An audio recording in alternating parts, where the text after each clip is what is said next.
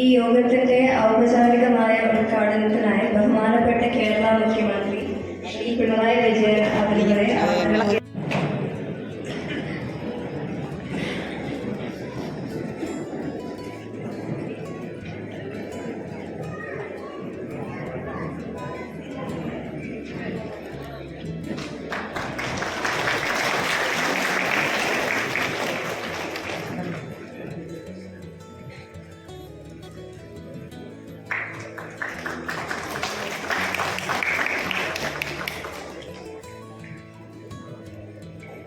ശ്രീനാരായണീയ convention സെന്ററിന്റെ ഉദ്ഘാടനമാണ് ഒരു പരിപാടി.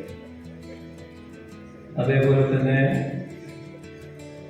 SNDP യോഗത്തിന്റെ നേതൃത്വത്തിൽ 30 സംവത്സരം പൂർത്തിയാക്കുന്ന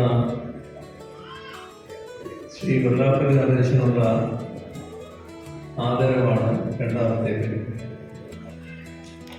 ഇത് രണ്ടും SNDP യോഗത്തെ സംബന്ധിച്ചിടത്തോളം ഏറെ പ്രധാനപ്പെട്ട പരിപാടികളാണ് എന്ന് പ്രത്യേകം പറയേണ്ടതില്ല. ശ്രീനാരായണ ഗുരുവിന്റെ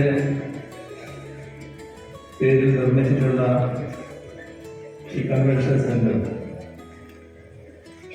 അതിലെ പൊതുസമൂഹത്തിനാകെ ഉപകാരപ്രദമാകുന്ന ഒന്നാണ്. നവോത്ഥാന നായകനായ ശ്രീനാരായണ ഗുരു എല്ലാവരെയും ചേർത്ത് പിടിക്കുക എന്ന മഹത്തായ ആശയമാണ് മുന്നോട്ട് വെച്ചത്. അദ്ദേഹം